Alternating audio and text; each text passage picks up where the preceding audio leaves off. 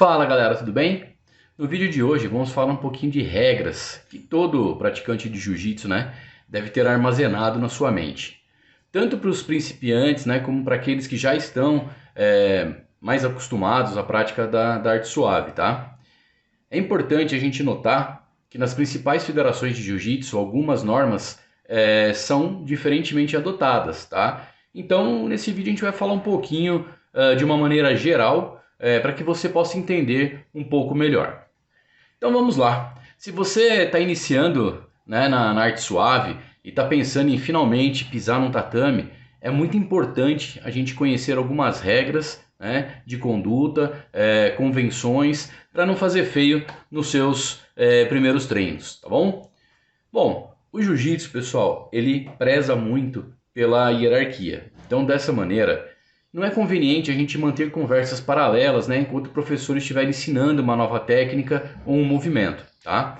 Fique calmo, você terá muito tempo para conversar, para fazer a social depois, tá? Então no tatame o que vale mesmo é prestar atenção e mostrar ao professor que você valoriza o trabalho dele e valoriza também a arte suave. Também é de bom tom, pessoal, colocar no celular no silencioso, ou mesmo desligar, antes de entrar no tatame, Vale ressaltar que o treino deve ser um período de concentração, tá? Para você poder absorver de uma forma correta, de uma forma boa, todas as técnicas apresentadas ali pelo seu professor ou pelo instrutor que estiver ministrando a aula, tá? Vamos combinar aqui que nada mais frustrante, do que um celular tocar no meio da aula, tá? Bom, então vamos lá. Nunca pise calçado no tatame, tá? Seja chinelo, tênis, sandália, ou qualquer outro calçado, Além de desrespeitar a tradição, você ainda corre o risco de repassar infecções de pele aos seus colegas, sujar o tatame, tá? Já que pode ser, o mesmo calçado que você utiliza para vir, até a academia, andando pelas ruas aí, pedalando uma bicicleta, dirigindo seu carro, ok? Por fim, faça o máximo para não chegar atrasado, tá? Dessa maneira você acaba demonstrando pouco compromisso, chegando atrasado. E ainda perde explicações que são relevantes para o seu próprio conhecimento. Então agora que você já entendeu um pouquinho dessas normas relevantes aí para um principiante, podemos nos concentrar nas regras do jiu-jitsu profissional, tá? As lutas, elas são fiscalizadas por um árbitro e contam com uma mesa julgadora, e que faz a somatória, dos pontos também, tá? A duração de cada luta, ela depende de vários fatores. Por exemplo, a idade dos atletas, o grau de faixa utilizado por cada aluno, entre outros, tá? Ao longo do combate, o participante ganha ou perde pontos de acordo com a sua performance. As punições podem acarretar a perda de 1 a 4 pontos, dependendo da gravidade do ato. Desse mesmo modo, as vantagens também variam, Então pode ser 2 pontos por queda, joelho na barriga do oponente ou uma raspagem, 3 pontos por passagem de guarda e 4 pontos pela montada ou da pegada de costas. O vencedor é aquele que obtém a maior soma final ou a finalização, quando ele consegue a rendição do adversário, sinalizada por tapinhas no corpo do oponente, no chão ou com uma comunicação verbal. Nunca se esqueçam, pessoal, os tapinhas eles podem ser no chão ou podem ser sinalizados de uma forma verbal, Por exemplo, deu, chegou, tal, alguma maneira de você avisar o seu adversário, que encerrou a luta, ok? Vamos falar um pouquinho sobre tempo de luta, Nas competições da IBJJF, que é a International Brazilian Jiu-Jitsu Federation, as lutas nas faixas marrom e preta, categoria adulta, têm duração de 8 e 10 minutos, respectivamente. Já na UAEJJF, que é a United Arab Emirates Jiu-Jitsu Federation, não passam de 6 minutos, tá? Segundo os organizadores, a redução tem como objetivo tornar os combates mais dinâmicos e emocionantes para o público, evitando as famosas amarradas, como a gente chama dentro do jiu-jitsu, que é aquela prática na qual um dos competidores encontra uma posição favorável, que renda para ele uma boa pontuação e ele fica ali até o final da luta, É o tradicional cozinhando o galo, Algumas faltas graves, O jiu-jitsu ele é muito diferente do antigo vale tudo. Assim, alguns movimentos são proibidos durante as competições.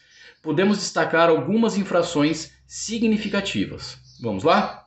Pegada ilegal é flagrada quando o atleta segura o kimono do adversário pela parte interna, tá? Ou seja, colocando a mão ou o pé dentro da peça do seu oponente, tá? Pegadas de boca de calça e manga não são permitidas também, você enfiar a mão por dentro. Sobre comunicação, né? O atleta não pode se comunicar em hipótese alguma com o árbitro da luta ou com os integrantes da mesa julgadora. Além disso, a demora em obedecer o árbitro, quando ele ordena, né, um dos competidores para amarrar devidamente o kimono, etc., né, ultrapassando os 20 segundos indicados, também é falha grave. Falta de combate, né? Em algumas lutas de MMA, né, é comum que certos competidores segurem atletas contra a grade ou debaixo de si, né, sem buscar a progressão nos movimentos. Isso também é proibido no jiu-jitsu, já que é necessário se movimentar ou buscar a finalização em um tempo maior do que 20 segundos. Fuga da luta, né? Atletas que saem da área de combate e evitam se engajar na luta com o seu adversário também cometem infração. Comandos verbais. A IBJJF ela é comandada por um brasileiro, então as competições organizadas são pronunciadas em português, tá? Quando são organizadas pela IBJJF. Já a UAEJFF adota os comandos em inglês. Faixa de identificação, né? O que são, né? As cores dos kimonos podem variar nas duas competições, mas a UAEJJF é adotada uma faixa vermelha por um dos dois lutadores, tá? Já na IBJJF a gente tem o verde e o amarelo, tá? Onde essa faixa é utilizada para auxiliar o árbitro, né, nas marcações de ponto, punições e vantagens. Uma curiosidade sobre a categoria do absoluto, tá? Mesmo os iniciantes na arte suave já ouviram falar das diversas categorias para dividir os atletas pelo peso. De modo geral, eles contam com nomes do tipo pena, médio ou pesado. Porém, existe uma subdivisão que não leva esse fator muito a sério. É o caso da categoria conhecida como absoluto. Os atletas não são divididos por uma faixa de peso, né, específica, mas apenas pela graduação de faixa e idade. Isso é especialmente interessante porque leva um dos princípios do jiu-jitsu às últimas consequências, né, a capacidade de subjugar os adversários bem mais fortes utilizando apenas a técnica. Nessa categoria, pessoal, competidores, né, vamos dar um exemplo aqui, de 60 quilos podem enfrentar um adversário que ultrapassa os 100, desde que estejam na mesma faixa etária. Então essa divisão é bastante atrativa para os fãs.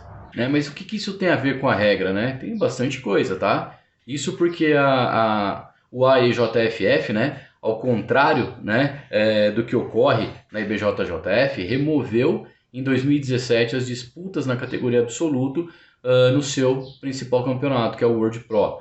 Segundo os organizadores, a intenção era garantir a integridade física dos atletas. Lembrando, pessoal, que esse é um vídeo informativo, então se você quiser mais informações, você pode escrever aí pra gente, a gente vai procurar atender, ou ainda buscar isso na própria internet, falando com seus professores aí, tá? Para que você consiga realmente compreender tudo que nós estamos falando. E para encerrar, né, o nosso vídeo, a gente vai falar um pouquinho sobre a atualização das regras, né? A IBJJF atualiza o seu livro de regras com regularidade, né? Sempre modificando alguns artigos, incluindo novas determinações, sempre visando preservar a integridade dos atletas. A última mudança geral foi em 2 de julho de 2018, né? E grande parte das federações acompanharam essas alterações. Porém, a UAEJJF não acompanhou essas atualizações e optou por manter as suas regras principais sem nenhuma modificação. Então, pessoal, como nós pudemos ver, as regras do jiu-jitsu elas não são um bicho de 7 cabeças, né? Basta apenas um pouco de boa vontade e atenção para entender, né, as marcações do árbitro, seja no seu próprio treino, seja acompanhando algum grande campeonato mundial pela internet, tá? E é isso, pessoal. Então aqui encerramos esse vídeo aí introdutório, falando um pouquinho sobre regras aí, para que você possa entender um pouquinho mais sobre esse assunto. Gostou do vídeo? Quer continuar acompanhando os nossos posts sobre arte suave? Então curta, compartilha, se inscreva no nosso canal para receber as nossas atualizações em primeira mão.